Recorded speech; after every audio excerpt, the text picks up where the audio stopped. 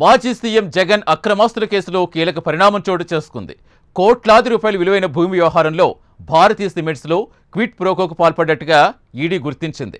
భారతీయ సిమెంట్స్లో పెట్టుబడులు పెట్టిన వారిపై దర్యాప్తు జరిపిన ఈడీ సున్నపురాయి గనుల లీజులో లబ్ధి పొందిన వారి ఆస్తులు జప్తు చేసింది.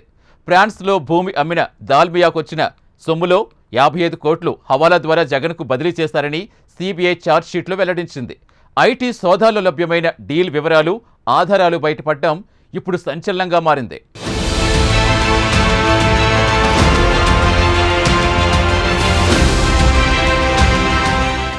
మాజీ సీఎం వైఎస్ జగన్ అక్రమాస్తుల కేసులో ఈడీ మరోసారి కొరడా జులిపించింది. పునీత్ దాల్మియా సిమెంట్స్ కు చెందిన 793 కోట్ల విలువైన భూమిని ఎన్ఫోర్స్మెంట్ డైరెక్టరేట్ అటాచ్ చేసింది. హైదరాబాద్లోని ఈడీ కార్యాలయం మార్చి 31న తాత్కాలిక జప్తు ఉత్తర్వులు జారీ చేసింది.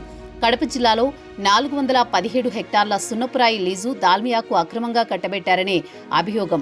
దాల్మియా నుంచి జగన్ సుమారు 150 కోట్ల రూపాయల ముడుపులు తీసుకున్నారన్న సిబిఐ ఛార్జిషీట్ ఆధారంగా ఈడీ మనీ లాండరింగ్ కేసు విచారణ చేస్తోంది. అటాచ్మెంట్ ఉత్తర్వులు ఈ నెల 15న రాత్రి దాల్మియా సిమెంట్స్ కు అందాయి. కొనుగోలు చేసినప్పుడు ఆ భూమి విలువ 377 కోట్లుగా దాల్మియా సిమెంట్స్ పేర్కొంది.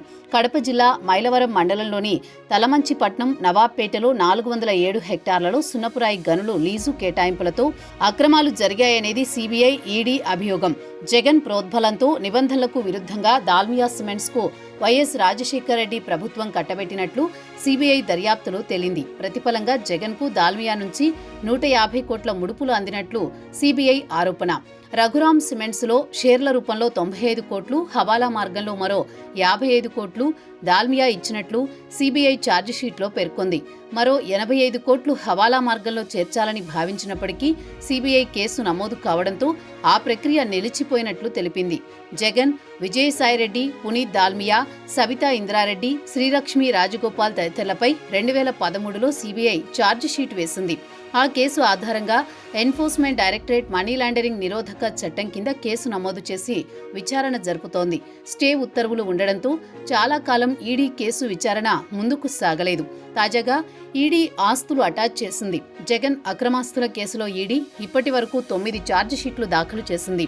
భారతీ సిమెంట్స్, దాల్మియా సిమెంట్స్ కేసుల్లో పలుమార్లు ఛార్జిషీట్లు వేసేందుకు ప్రయత్నించగా టెక్నికల్ సమస్యలు ఉండడంతో న్యాయస్థానం వెనక్కి పంపించింది. త్వరలో మరిన్ని ఛార్జిషీట్లు దాఖలు చేసేందుకు ఈడీ కసరత్తు చేస్తున్నట్లు తెలుస్తోంది.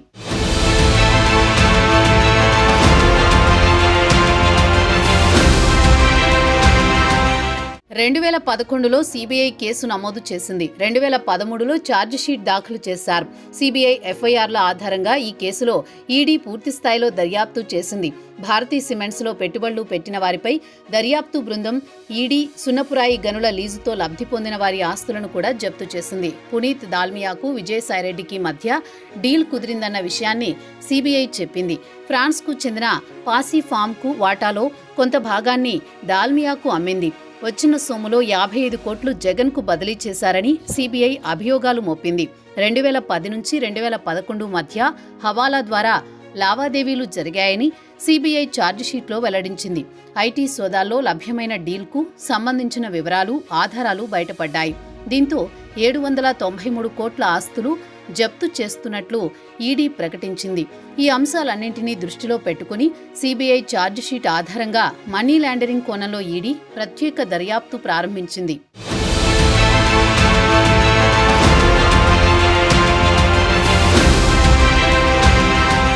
ఇప్పటికే అన్ని ఆధారాలతో ఈడీ ఛార్జిషీట్ దాఖలు చేసి పుష్కరం దాటిపోయింది. ఇప్పటికీ వివిధ రకాల పిటిషన్లు వేస్తూ జగన్ ట్రయల్ ను ఆలస్యం చేస్తున్నారు. జగన్ అక్రమాస్తుల కేసులన్నీ ప్రస్తుతం తెలంగాణ హైకోర్టు, సిబిఐ కోర్టులో విచారణలో ఉన్నాయి. సుప్రీంకోర్టు విచారణను వేగవంతం చేయాలని ఆదేశించినప్పటికీ చురుకుగా ముందుకు సాగడం లేదు. అయితే సిబిఐ ఛార్జిషీట్ దాఖలు చేసిన 13 ఏళ్ల తర్వాత ఇప్పుడు ఈడీ ఆస్తులు జప్తు చేయడం చర్చనీయాంశంగా మారింది. కొంతకాలంగా కేసుల దర్యాప్తులు ఆగిపోయాయి. విదేశాల నుంచి సమాచారం కోసం దర్యాప్తు సంస్థలు ప్రయత్నించాయని చెబుతున్నారు. ఇటీవల కోర్టులో ట్రయల్ కూడా జరగడం లేదు. అనూహ్యంగా ఈడీ నిర్ణయం తీసుకోవడంతో ఇక నుంచి కేసుల విచారణ ఊపందుకుంటుందని విశ్లేషకులు భావిస్తున్నారు.